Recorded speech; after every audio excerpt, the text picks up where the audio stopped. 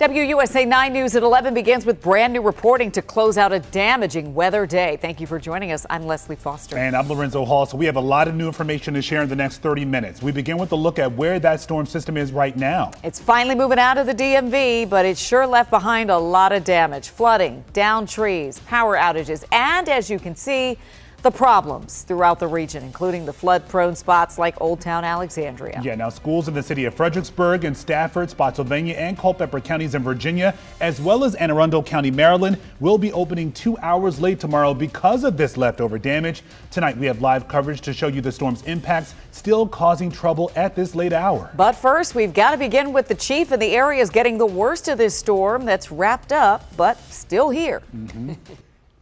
It sure is. I mean, the heavy rain is now across the bay, but here's a look at the radar past couple of hours. You see this little skinny line of showers rolling through the metro. So that's going to roll through the next couple of hours. But yeah, the lion's share, the heavy rain we had this afternoon is now about to exit the Delmarva. And it has been a crazy night in the Delmarva.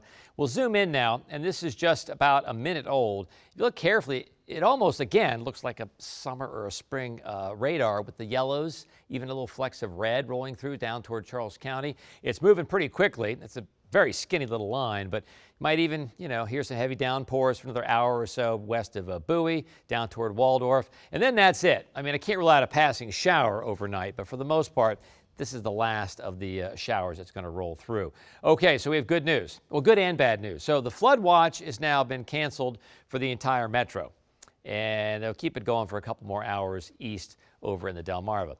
The bad news is, even though the heavy rain is over and the flood watch is over, the risk of flooding continues, and it will continue into tomorrow. I know that sounds kind of counterintuitive, but some of the waters haven't gone down yet. So these bright areas of green, those are actually flood warnings, which means flooding is occurring at this hour. All of these counties, from D.C. all the way up 95 through Baltimore, all the way down toward Culpeper. And some of these flood warnings last until tomorrow evening. So just be advised, it's not raining, but you still may have to worry about some flooding spots. Okay, Futurecast, 1 o'clock in the morning. There's your leftover showers. Temperatures finally beginning to fall a little bit after being in the upper 50s to around 60. By early morning tomorrow, just chilly and blustery at the bus stop, but dry. Temperatures upper 30s, low 40s, but it's going to be windy tomorrow. In fact, we would think tomorrow was pretty windy if we didn't go through today. By the time we get to 9:30, we're generally cleared out. Winds now southwest.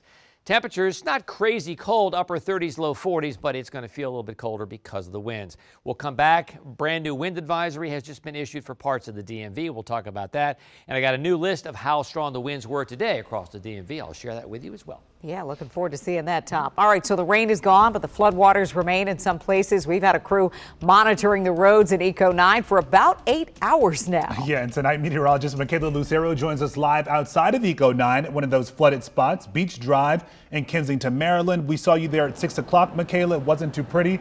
What's it like right now? We are still seeing those flooded roadways, Lorenzo. Check this out behind me. I'm at Beach Drive right now and Kensington Parkway, and you can see this road is completely flooded over. You can't even see how deep it is. We have seen some cars do their best to get through, but that water, even on tall SUVs, has gone up and above their headlights. So very deep water over here. It's starting to recede at least a little bit, maybe an inch or so over the last half hour, but that's about it. Now check this out. This is from Beach Drive and Stanhope when we were over there earlier today. This is a video of someone who drove around the barricades when the road was closed, and then they drove on the bike path to try to get down the road. They got stuck. They had to have a police officer come and help them get out. It's just a perfect example as to why we tell you turn around, don't drown. Definitely caused some damage to the bike path there. All right, let's talk about 3 things you need to know heading into tomorrow morning's commute because it is going to be rough. All right, number 1. We always tell you, turn around, don't drown, but you're also going to want to give yourself some extra time to get to work tomorrow morning, okay? Those roads are still going to be flooded in some spots. In fact, Beach Drive is going to remain closed through tomorrow morning for a large stretch of that road. You also want to turn those headlights on. Even if it's not raining, you're still going to be dealing with spray tomorrow morning from the roads that are still wet from the lingering flooding that we're seeing, and mix that with some of the salt that's still on the roads. Definitely going to be a little bit on the slushy side there. And then think about about giving yourself a little extra space between you and the car in front of you so that everybody is staying safe as you head to work tomorrow morning. Reporting from Kensington, Maryland, I'm meteorologist Michaela Lucero, WUSA 9. I feel like we need to say turn around, don't drown, and turn around so you don't put other people's Exactly. lives at risk. I can't believe they even tried that in the SUV. Let's just not do that, friends. All right, so again, thank you, Michaela. Beach Drive will be closed into the morning, and we'll have updates tomorrow on Get Up DC starting at 4:25 a.m. Yeah, you know, it seems like Maryland and Northern Virginia really got the worst of this weather. People in flood-prone Alexandria will certainly be cleaning up in the morning. Katie Lusso is ending her night there. And Katie, we know this is the worst flooding you've seen, and you've been all across Northern Virginia this evening. We definitely have, and we've seen the worst of it here in Old Town Alexandria. But in the last 30 minutes, we've seen a lot of that water start to recede. You can see some of the aftermath of that water right here. And if you come over here straight ahead, you can see where a lot of that water started from pretty much an extension of the Potomac River. But as you mentioned, we've been all over Northern Virginia, and from storm flooding to trees that are down, this storm definitely left its mark. Water quickly flooded Woodburn Road near Roby Avenue in Annandale Tuesday night. Now, a female in her vehicle. She's off the roadway. Water's trying to fill up her vehicle. Leading to some scary moments for one driver who had to be helped to safety. In Bailey's Crossroads, drivers had to navigate through flooded roadways as well. This was along Carlin Springs Road between Leesburg Pike and Columbia Pike. This was the situation near the intersection of Russell Road and Aspen Street in Alexandria. I mean, it is up by its root. It really is. I mean, it's almost like somebody dug it out underneath. Andrew says by some miracle, no one was hurt. There were a lot of near misses and a lot of very lucky people, ourselves included, and I'm grateful for it. But here in Old Town, quite possibly the worst flooding in our area. North Union Street near King Street, practically an extension of the Potomac River.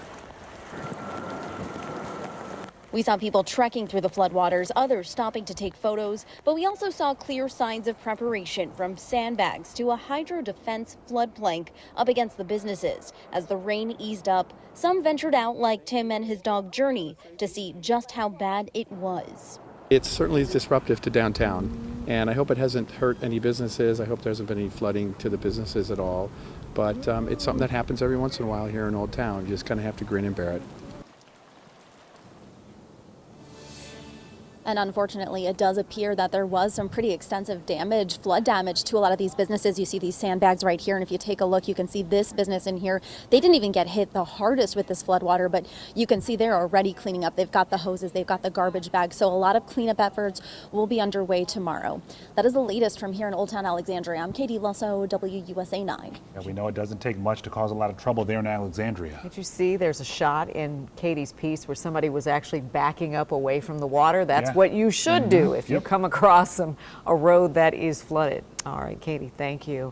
And it appears no one was immune to today's weather, including Vice President Kamala Harris. A few hours ago, her press secretary released a statement saying Air Force 2 had to be diverted because of tonight's severe weather and strong winds. The vice president was returning home to D.C. from a trip to Atlanta. Air Force 2 ended up landing at Dulles International Airport instead of Joint Base Andrews. And the winds were so strong they brought down some power lines today. About 20 minutes ago, most of those outages we've learned about remain in Fairfax County. So Dominion Energy crews are working to get those lights back on for 2,300 customers in Fairfax. Meantime, Pepco crews are working to fix outages for about 750 customers in Prince George's County. All right, we can't say it enough. During days like today, your pictures and videos really help us tell the full weather story. And to make it easier to share what you capture, you can join our Weather Watchers team. To sign up, head on over to WUSA9.com/weatherwatchers.